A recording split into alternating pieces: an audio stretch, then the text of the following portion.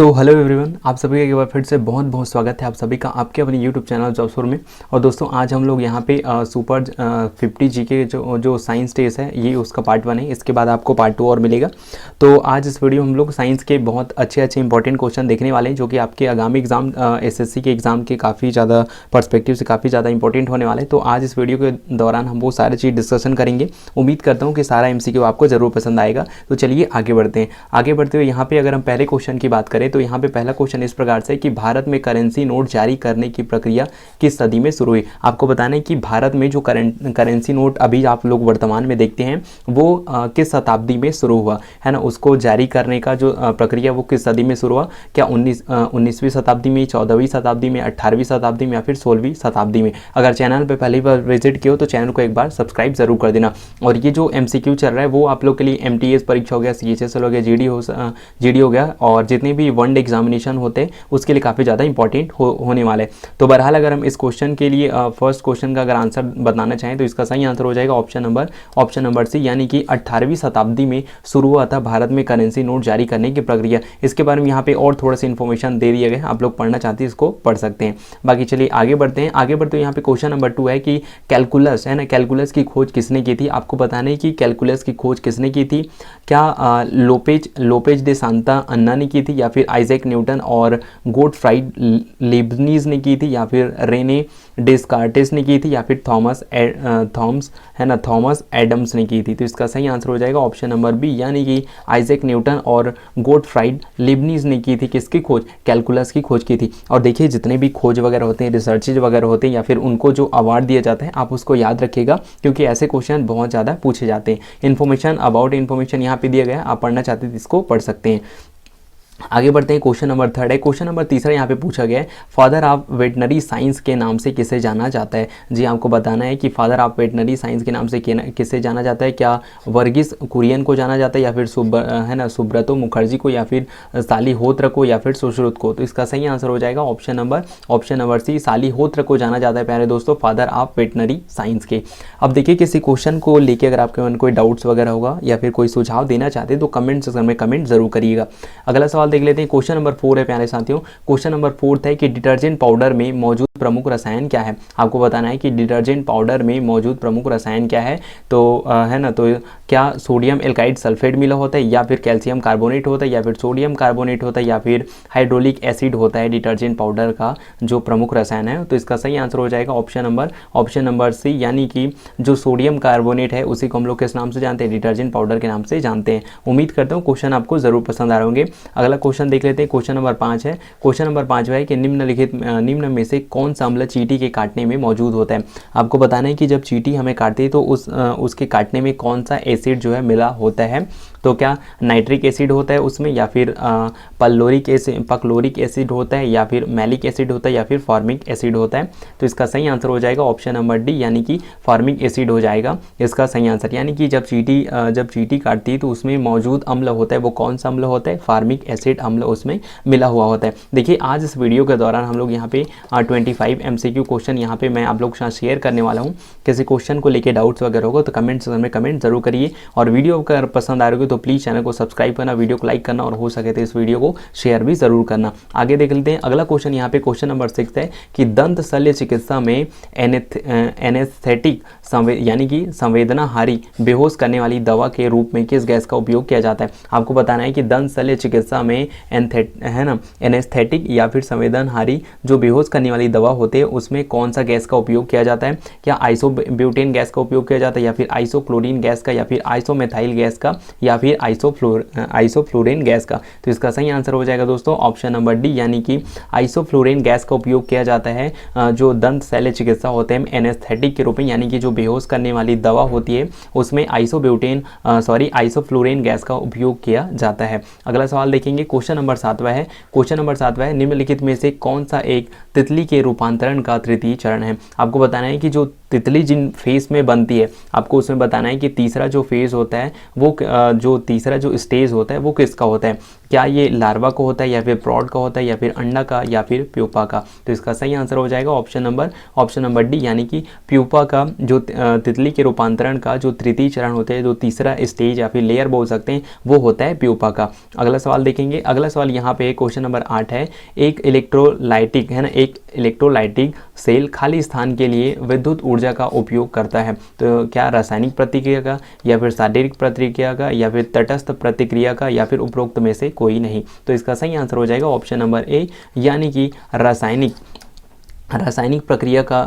प्रतिक्रिया का उपयोग करता है। एक इलेक्ट्रोलाइटिक सेल है ना, सेल विद्युत ऊर्जा का उपयोग करता है। अगला सवाल देखेंगे। क्वेश्चन नंबर 9 है। निम्नलिखित में से कौन सा एक गुण शुद्ध पदार्थ का है। आपको बताना है कि इनमें से कौन सा गुण जो है एक शुद्ध पदार्थ का गुण है। ऑप्शन नंबर पहला देखिए, एक या अधिक चरणों में मौजूद हो सकता है, या फिर यह एक घटक प्रणाली है, या फिर ए और बी दोनों, या फिर इनमें से कोई नहीं। तो इसका सही आंसर हो जाएगा ऑप्शन नंबर सी, यानी कि ए और बी दोनों। यानी कि जो एक पदार्थ है उसका मतलब गुण होता है एक शुद्ध पदार्थ का कि यह एक या अधिक चरणों में मौजूद हो सकता है और यह एक घटक प्रणाली होता है। अगला सवाल देखेंगे। क्वेश्चन नंबर 10 है, काफ़ी ज़्यादा इंपॉर्टेंट है। ऐसे जो साइंटिफिक नेम होते हैं वो पूछे जाते हैं कि टमाटर का वैज्ञानिक नाम क्या है। क्या टमाटर का वैज्ञानिक नाम ऑप्शन नंबर 1 लाइकोपर्सिकन है ना, पर्सिकन टमाटर, या फिर पायरू टमाटर, या फिर सीडियम लेमोनियम, या फिर लाइकोपर्सिकम है ना,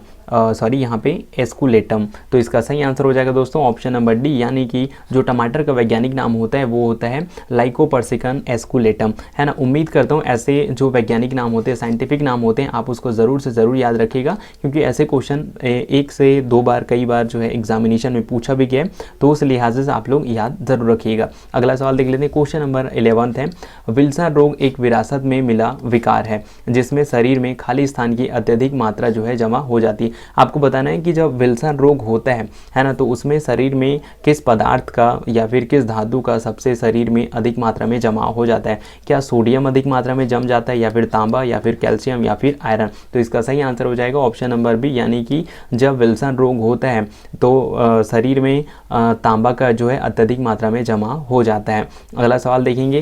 क्वेश्चन नंबर 12 काफ़ी ईजी है। एक मानव है ना, एक वयस्क मानव शरीर में खाली स्थान हड्डियाँ होती है। क्या एक वयस्क मानव शरीर में 206 हड्डियाँ होती है, या फिर 300, या फिर 208, या फिर 312। तो इसका सही आंसर हो जाएगा ऑप्शन नंबर ए, यानी कि एक वयस्क मानव में 206 हड्डियाँ जो है मानव शरीर में, एक वयस्क मानव के शरीर में स्थित होती हैं। अगला सवाल देखेंगे। अगला सवाल यहाँ पे क्वेश्चन नंबर 13 इस प्रकार से कि भारत में नीली क्रांति के जनक के रूप में किसे जाना जाता है। अब चूंकि यहाँ पे नीली क्रांति है तो चलिए पहले इसका ऑप्शन देख लेते हैं। क्या भारत में नीली क्रांति का जनक के रूप में किसे जानते हैं हम लोग? डीजी फाल्के को, या फिर हीरालाल चौधरी को, या फिर अरुण कृष्णन को, या फिर स्वामीनाथन को। तो इसका सही आंसर हो जाएगा ऑप्शन नंबर बी, यानी कि हीरालाल चौधरी को भारत में जाना जाता है। किस लिए?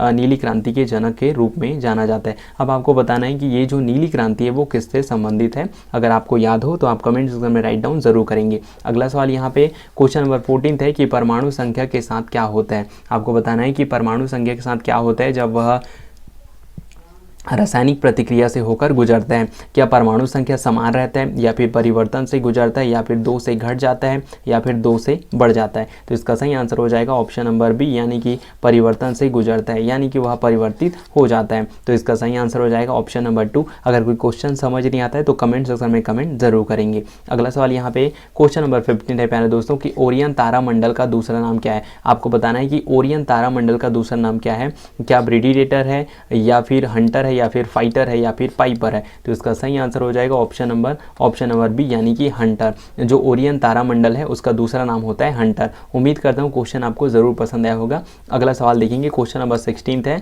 है ना, चुंबकीय क्षेत्र की माप की इकाई क्या है। आपको बताना है कि चुंबकीय क्षेत्र की माप की इकाई क्या है। क्या चुंबकीय क्षेत्र की माप को हम लोग टेस्ला यूनिट के द्वारा मेजर करते हैं, या फिर ओम के द्वारा, या फिर कोबाल्ट के द्वारा, या फिर एम्पियर के द्वारा।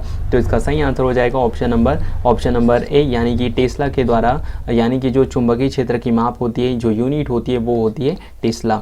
अगला सवाल देखेंगे। अगला सवाल यहाँ पे क्वेश्चन नंबर 17 है। क्वेश्चन नंबर 17 है कि कीटों के अध्ययन को खाली स्थान कहा जाता है। क्या कीटों के जो अध्ययन होते हैं उसको नर विज्ञान यानी कि एंथ्रोपोलॉजी या फिर पक्षी विज्ञान या फिर भू विज्ञान या फिर कीट विज्ञान कहा जाता है। तो इसका सही आंसर हो जाएगा ऑप्शन नंबर 4 यानी कि जो कीटों का अध्ययन होता है उसे क्या कहा जाता है, कीट विज्ञान यानी कि एंटोमोलॉजी कहा जाता है। अगला सवाल देखेंगे। अगला सवाल यहाँ पे क्वेश्चन नंबर 18 है कि सूर्य का लगभग 70% खाली स्थान से बना होता है। आपको बताना है कि जो सूर्य होता है उसका 70% भाग जो है किससे मिलकर बना होता है।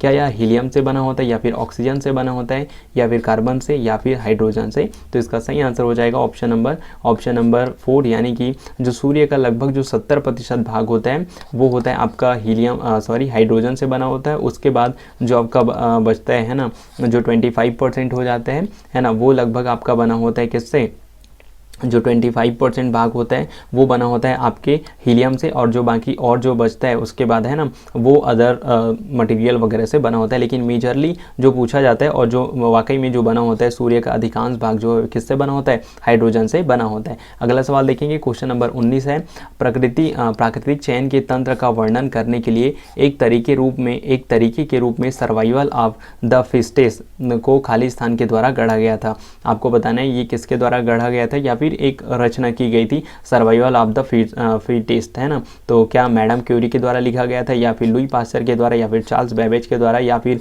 हर्बर्ट स्पेंसर के द्वारा ये जो है सर्वाइवल ऑफ द फिटेस्ट जो है लिखा गया था। तो इसका सही आंसर हो जाएगा ऑप्शन नंबर 4 यानी कि हर्बर्ट स्पेंसर ने लिखी थी, है ना, सर्वाइवल ऑफ द फिटेस्ट नामक किताब। अगला सवाल देखेंगे। अगला सवाल यहाँ पे क्वेश्चन नंबर 20 है कि ध्वनि की तीव्रता मापने की इकाई ज्ञात करें। आपको बताना है कि ध्वनि की तीव्रता को मापने के लिए कौन सी यूनिट या फिर इकाई का उपयोग किया जाता है। क्या नोट्स का या फिर एम्पियर का या फिर डेसिबल का या फिर कैंडेला का। तो इसका सही आंसर हो जाएगा ऑप्शन नंबर 3 यानी कि अगर ध्वनि को ज्ञात करना है, ध्वनि की तीव्रता को मेजरमेंट करना है तो उसके लिए हम लोग यूज़ करते हैं डेसिबल का, है ना। इसलिए आप लोग क्या देखेंगे, जहाँ पे भी वॉल्यूम होता है वहाँ पे उसके बगल में या फिर कहीं आसपास में आपको डीबी लिखा दिखेगा। अगला सवाल यहाँ पे है क्वेश्चन नंबर 21 है घातक जहर साइनाइड का रासायनिक नाम क्या है। आपको बताना है कि घातक जहर साइनाइड है उसका रासायनिक नाम क्या होता है।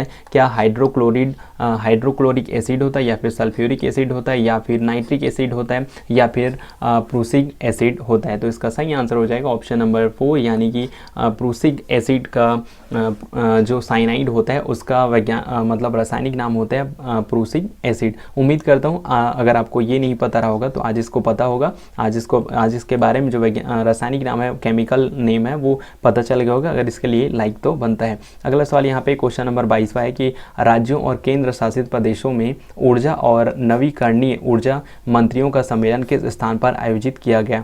क्या अहमदाबाद में, नर्मदा में या फिर सूरत में या फिर गांधीनगर में। तो इसका सही आंसर हो जाएगा ऑप्शन नंबर 2 यानी कि नर्मदा नदी के तट पर ये जो है राज्यों और केंद्र शासित प्रदेशों में ऊर्जा और नवीनीकरण ऊर्जा मंत्रियों का सम्मेलन जो है नर्मदा नदी के पास आयोजित किया गया था। अगला सवाल देखेंगे। अगला सवाल यहाँ पे क्वेश्चन नंबर 23 पर है कि निम्न में से किसने व्यवसाय पत्रिका फोर्ब्स द्वारा जारी the Forbes India rich list 2019 में 51.4 बिलियन डॉलर की कुल संपत्ति के साथ शीर्ष स्थान प्राप्त किया था। आपको बताना है कि जो 2019 में जो फोर्ब्स ने जारी किया था इंडिया में जो बिजनेसमैन है ना, the Forbes of India rich list 2019 में जारी किया था और जिसकी उस टाइम पे कुल संपत्ति 51.4 बिलियन थी। आपको बताना है कि उस व्यक्ति का क्या नाम है। क्या गौतम अडानी थे या फिर अनिल अंबानी या फिर अजीम प्रेमजी या फिर मुकेश अंबानी। तो इसका सही आंसर हो जाएगा, आई होप आप सब ने इसका सही आंसर ज़रूर दे सकते थे। तो इसका सही आंसर हो जाएगा ऑप्शन नंबर 4 यानी कि मुकेश अंबानी। अगला सवाल देखते हैं। क्वेश्चन नंबर 24 है कि निम्नलिखित में से किस राज्य के पर्यटन विभाग ने अपने 11 शहरों में से, है ना, 11 शहरों में 1 महीने की सिटी वॉक फेस्टिवल का आयोजन किया है। आपको बताना है कि निम्न में से किस राज्य के पर्यटन विभाग ने अपने 11 शहरों में 1 महीने की सिटी वॉक फेस्टिवल का आयोजन किया था। क्या गुजरात ने, राजस्थान ने, मध्य प्रदेश ने या फिर कर्नाटक ने। तो इसका सही आंसर हो जाएगा ऑप्शन नंबर 3 यानी कि मध्य प्रदेश में ये जो है 11 दिन का है ना, मतलब 11 शहरों में 1 महीने की सिटी वॉक फेस्टिवल जो है आयोजित किया गया था। अगला सवाल यहाँ पे देखेंगे क्वेश्चन नंबर 25 और आज के सेशन का अंतिम सवाल है कि निम्न में से किस तारीख को विश्व प्रवासी पक्षी दिवस यानी कि WMBD 2020 मनाया गया था। आपको बताना है कि निम्नलिखित में से किस तारीख को विश्व प्रवासी पक्षी दिवस मनाया गया था 2020 में। क्या 10 अक्टूबर को, 11 अक्टूबर को, 12 अक्टूबर को या फिर 13 अक्टूबर को। तो इसका सही आंसर हो जाएगा ऑप्शन नंबर 1 यानी कि 10 अक्टूबर को सेलिब्रेट किया गया था 2020 में विश्व प्रवासी पक्षी दिवस। और इसलिए ऐसा किया जाता था क्योंकि अक्टूबर के टाइम पीरियड में ही पक्षी जो है, प्रवासी पक्षी जो है वो इंडिया में अधिकतर विजिट करते हैं, है ना, और अपना जो है वो लोग प्रजनन वगैरह करते हैं। तो इसीलिए इस तारीख को 2020 में 10 अक्टूबर को हमने विश्व प्रवासी पक्षी दिवस जो है सेलिब्रेट किया था। तो उम्मीद करता हूँ आज का सेशन आपको ज़रूर पसंद आया होगा। अगर सेशन पसंद आया तो प्लीज़ वीडियो को आप लोग लाइक कर सकते हैं, शेयर कर सकते हैं, और चैनल में पहली बार विजिट किए हैं तो एटलीस्ट चैनल को सब्सक्राइब ज़रूर कर सकते हैं। तो चलिए गाइस, मिलते हैं नेक्स्ट वीडियो में, तब तक सबको bye bye, have a great day, जय हिंद, वंदे मातरम।